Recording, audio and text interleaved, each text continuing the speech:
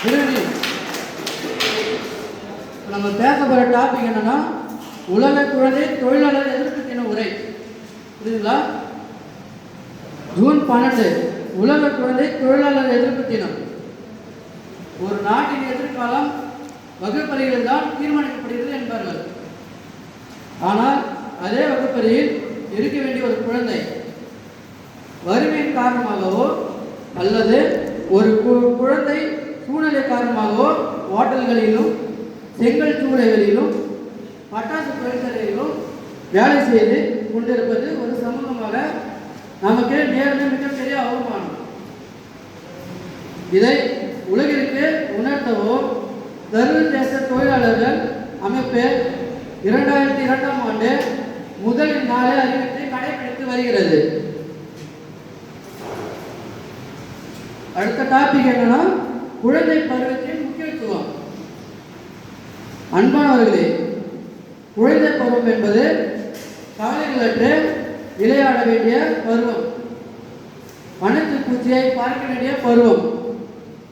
புத்தகம் பையில் சுமக்க வேண்டிய அந்த பிஞ்சு தோள்களில் இன்று செங்கற்களும் சுமை மூட்டைகளும் ஏற்றப்படுகின்றன.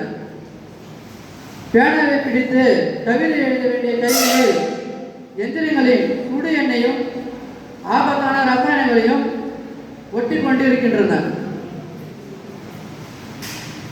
வறுமையும் காரணங்களும்.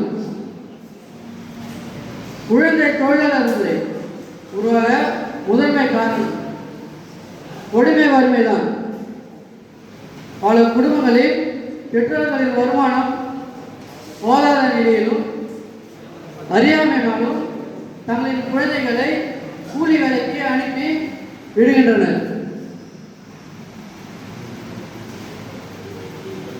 2026ஆம் ஆண்டில் சர்வதேச முழக்கம் என்னவென்றால் குழந்தை தொழிலாளர்களுக்கு சிவப்பு அட்டை, குழந்தைகளுக்கு நியாயமான விளையாட்டு, பெரியவர்களுக்கு கண்ணியமான வேலை. Red card to child labour, fair play for children, decent work for attitude. பெரியவர்களுக்கு சரியான வேலையும் வருமானமும் கிடைத்தால் இந்த ஒரு பெற்றோராவது தன் குழந்தையை வேலைக்கு அனுப்புவார்களா? பாதிக்கப்பட்ட சட்டம்.